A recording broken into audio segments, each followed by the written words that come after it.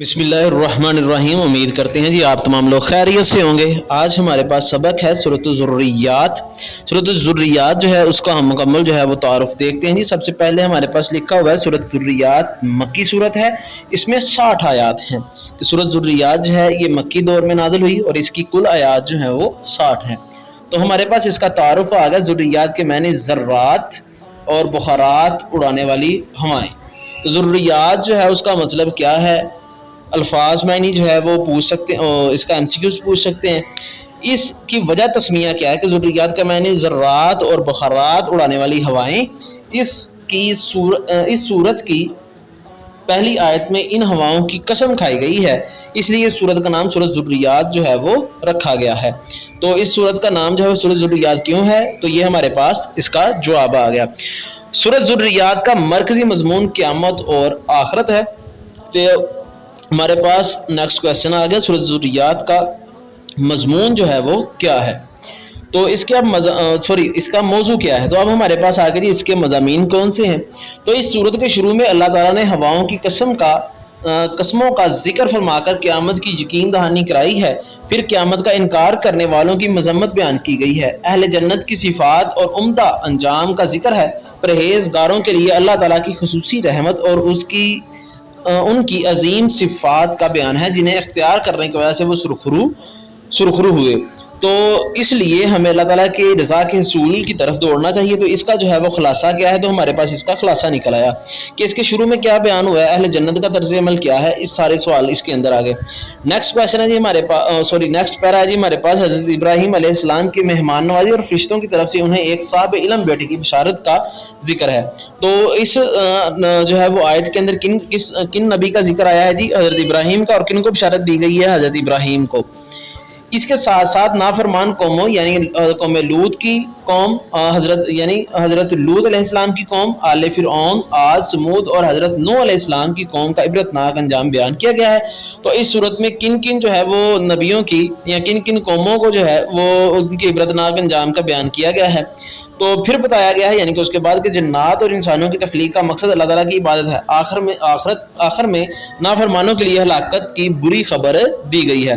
सूरत ज़ुर्रियात में बताया गया है कि मुलाकात का एक अदब यह है कि गुफ्तगू का आगाज़ सलाम से किया जाए। तो इस ज़ुर्रियात में सबसे पहला अदब क्या दिखाया गया है कि मुलाकात का एक अदब यह है कि आप जो है वो सबसे पहले सलाम करें। नेक्स्ट है जी हमारे पास इल्मी और अमली जो है वो नकात। तो पहला है हमारे पास नेक अमाल करना, रात में इबादत करना, मगफिरत मांगना, ज़रूरत मंदों पर खर्च करना, अल्लाह ताला की निशानियों में गौर व फिक्र करना परहेजगारों की सिफात हैं। परहेजगारों की सिफात क्या है जी, ये हमारे पास सवाल आ गया। इन्हीं लोगों को अल्लाह ताला जन्नत की नेमतों और खुसूसी अनायात से मुशर्रफ फरमाएगा। हमारा अपना वजूद भी अल्लाह ताला की कुदरत की एक निशानी है। हमारा वजूद किसकी निशानी है, कुदरत की एक निशानी, यानी कि अल्लाह ताला की कुदरत की एक निशानी है। तीसरा हमारे पास पॉइंट, मुलाकात का एक अदब यह है कि गुफ्तगू का आगाज़ सलाम से किया जाए। तो मुलाकात का एक अदब क्या है कि सलाम के साथ गुफ्तगू का आगाज़ करें।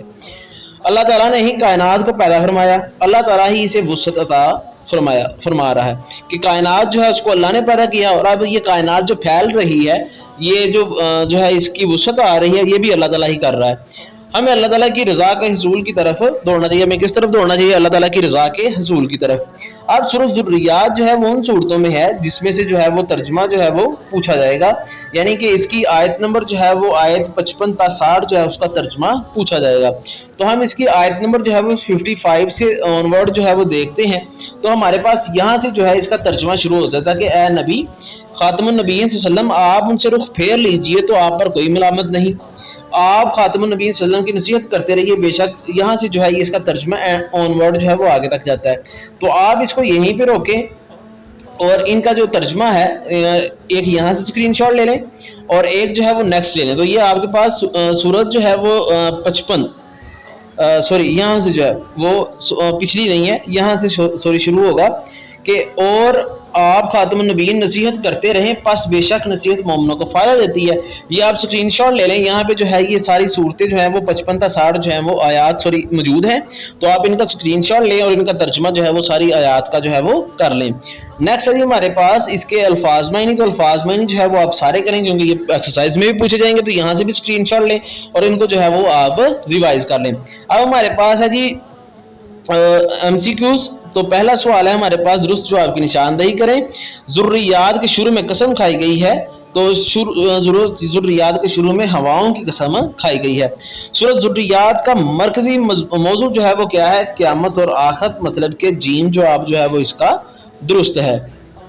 तीसरा क्वेश्चन है, जिन्नात और इंसानों की तख्लीक का मकसद है, तो जिन्नात और इंसानों की तख्लीक का मकसद जो है वो इबादत है, मतलब कि जीम जवाब दुरुस्त है। गुफ्तगू का आगाज करना चाहिए, तो गुफ्तगू का आगाज सलाम से करना चाहिए, अलिफ जवाब जो है वो दुरुस्त है। हमें हासिल करने की कोशिश करनी चाहिए अल्लाह की रजा, के जीम जवाब जो है वो दुरुस्त है।